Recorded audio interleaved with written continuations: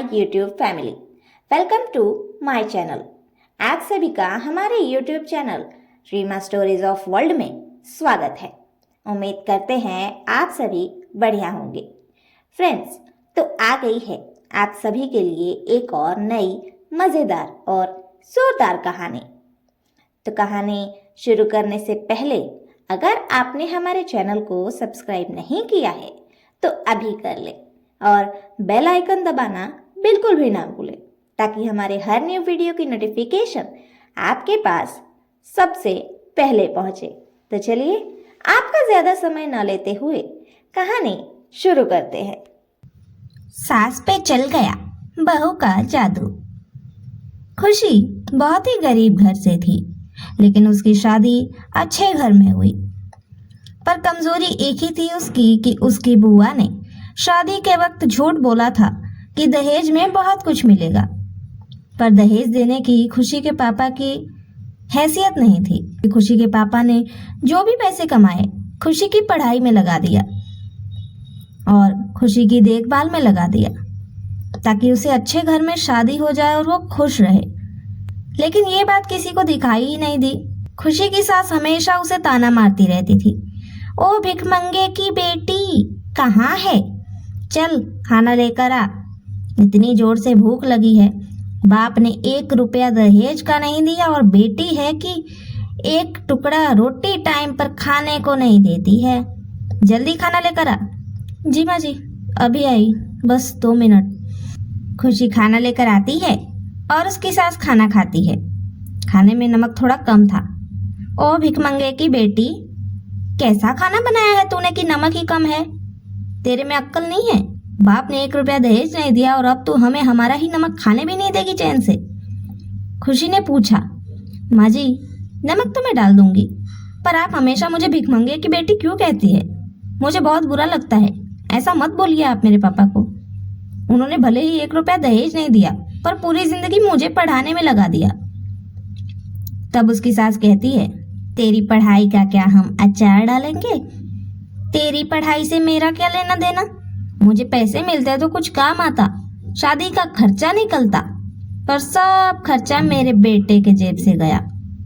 क्या उसको सरकारी नौकरी मैंने तेरे में खर्च करने के लिए लगाई थी? नहीं माँ जी, आपने अपने बेटे को सरकारी नौकरी मेरे में खर्च करने के लिए नहीं लगाई थी।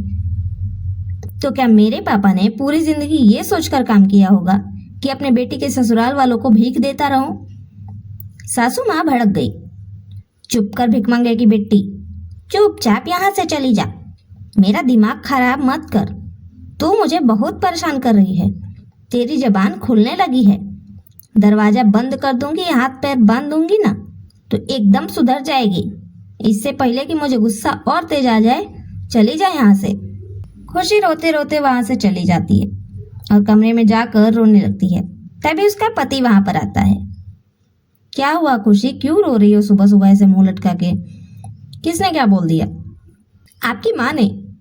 वो मुझे कह रही थी कि मैं भिखमंगे की बेटी हूँ। मेरे पापा ने मुझे 1 रुपया दहेज का नहीं दिया और आपकी सरकारी नौकरी आपकी शादी में खर्च करने के लिए थोड़ी ना है, आपकी पत्नी में खर्च करने के लिए थोड़ी ना है। ये कह रही थी आपकी माँ। और तो और ये भी कह रही थी, एक तो उनका बेटा है निकम्मा, जिसको ऐसी बहू मिली, मतलब ऐसी पत्नी मिली। आप निकम्मे हो क्या जो उन्होंने ऐसा कहा? मुझे अच्छा नहीं लगा कि उन्होंने मेरे पापा के साथ साथ मेरे पति की भी बेइज्जती की। ये बातें खुशी ने मिला जुला कर कह दी, ताकि जब सासू माँ का बेटा खुद उनसे जाके लड़ेगा तब उन्हें समझ आएगा कि दर्द क्या होता है। लेकिन उसके पति ने ऐसा नहीं किया। उसने कहा, छोड़ो ना यार, माँ तो है ही ऐसी, तुम भी क्या उनकी बातों में आ गई? वो तो पागल है, कुछ भी बोलती रहती है। ये बात सासू माँ ने सुन ली। अच्छा बेटा, अब तेरी माँ पागल हो गई। बीवी के आते ही बंध गया ना बीवी के पल्लू में। मुझे पता था ये है ही करम चली जो तुझे अपने वश में कर ली रही है और मेरे खिलाफ रख रही है। माँ, ऐसा कुछ भी नहीं है जैसा आप सोच रही हो। आपको क्यों ऐसा लगता है कि खुशी मुझे अपने पल्लू में बांध ली है? देखो उसका पल्लू है कहाँ? अरे वो तो सूट पहनी हुई है, पल्लू से कैसे बांध देगी? दुपट्टे से बांध सकती है। हाँ, पर दुपट्टे से उसने मुझे नहीं बांध रखा, देखिए माँ। तू चुप कर, तू बहुत बात बना रहा है बेटा। सब इसने तुझे सिखा दिया है, मेरे खिलाफ कैसे रहना है, कैसे बोलना है। मैं कुछ बोलूं या ना बोलूं, बस मेरी बदनामी करता रहता है ये।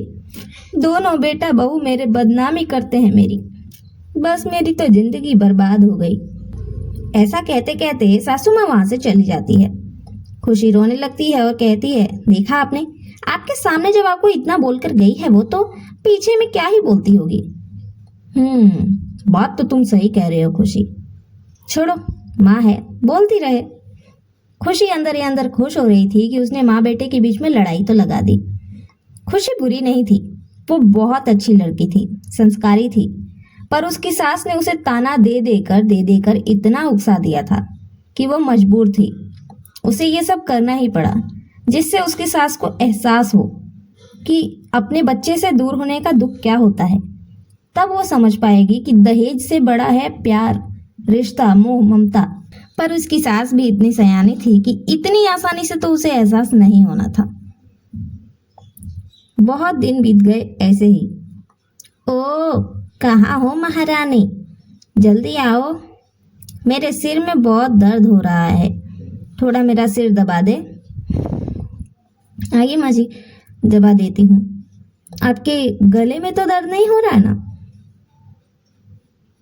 सास बोली, क्या मतलब, तू मेरा गला दबाएगी? नहीं नहीं माँ जी, ऐसी बात नहीं है। अगर गले में दर्द हो रहा हो, क्योंकि बारिश का मौसम है ना, गले में खराश हो जाती है, तो मैं उसका भी कुछ इलाज कर देती। सास रोने लगी, चिल्लाने लगी, ए बेटा जल्दी बाहर आ जा, देख तेरी बहू मुझे मारने को कह रही है, देख देख ये मुझे फांसी लगाना चाहती है। खुशी ने सारी बात बताई और उसका पति समझ गया कि ये माँ की नौटंकी है। वो वहां से चला जाता है, ये कहकर, तुम दोनों सास बहू आपस में निपट लो, मुझे इन सब में मत घसीटो। बहू अपनी सास को समझाती है, माँ जी वक्त अभी भी है, प्लीज संभल जाइए, बात बात में मेरे पापा को बीच में मत लाइए, और मुझे बात बात में भीख मंगे की बेटी मत कहिए। आप सोचिए, अगर आपको कोई भीख मंगे की बेटी कहता तो आपको कैसा लगता? ए बहू, अपनी हद में रह, सास हूं तेरी, मेरे बाप पे मत जा, वरना मैं तेरे पूरे खानदान पे जाऊंगी। तो फिर आप भी मेरे पापा पे मत जाइए, मैं बहू हूँ, छोटी हूँ, इसका मतलब क्या? मेरे पापा का कोई सम्मान नहीं है क्या? तू रुक, आने दे शाम को मेरे बेटे को, तू देख मैं क्या करती हूँ बहू, तुझे आज उसी के हाथ से पिटवाऊंगी और इस घर से निकलवा दूंगी।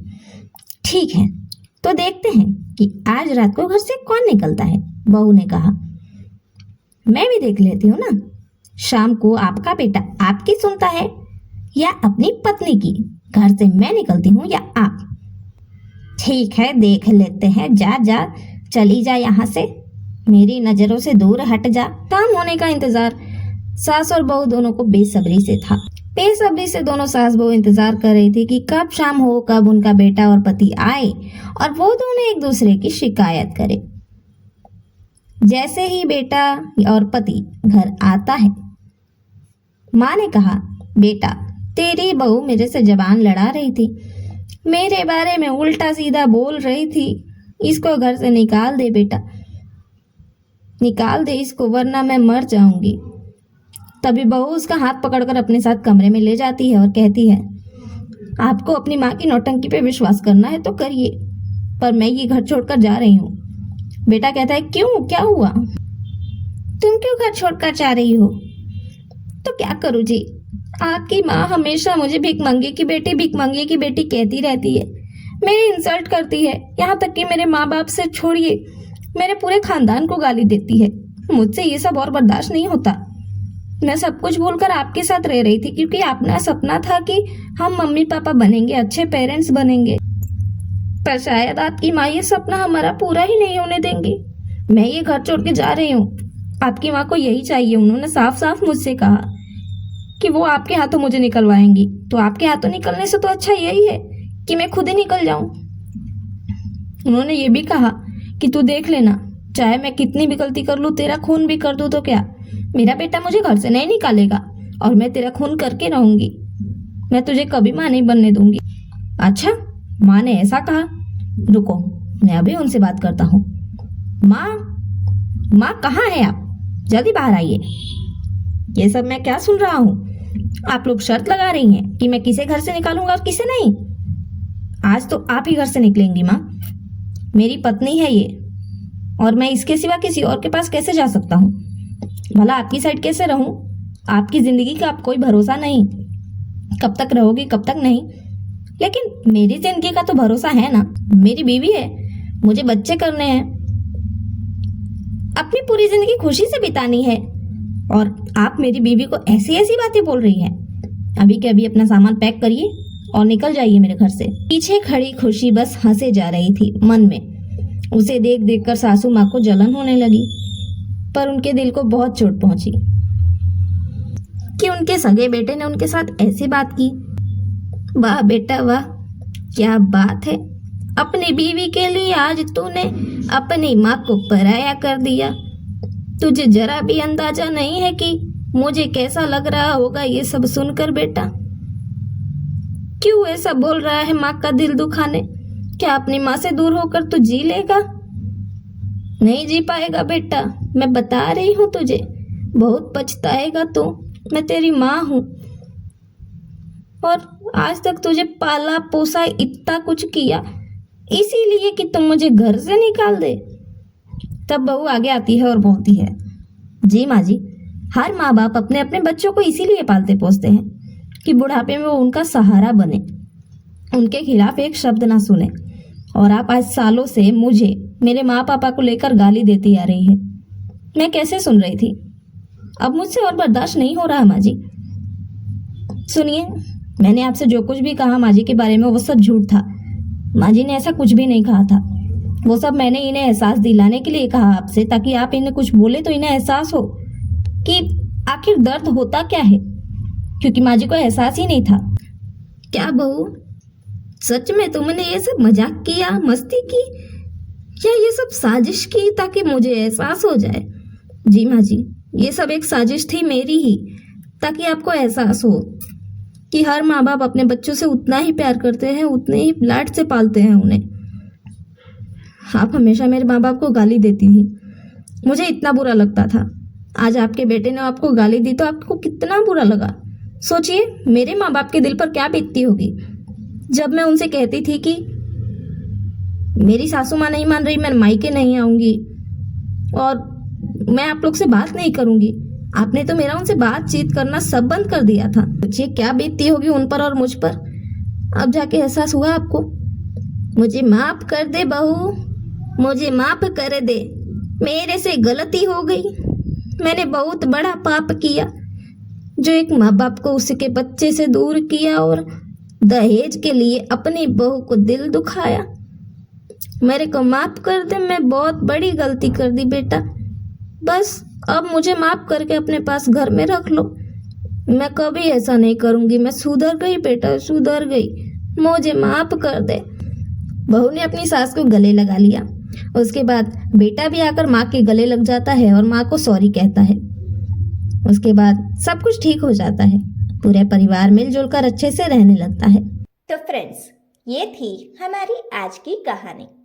आप सभी को कहानी कैसी लगी ये कमेंट बॉक्स में ज़रूर बताइए, और कहानी अच्छी लगी हो तो ज़्यादा से ज़्यादा शेयर ज़रूर करें।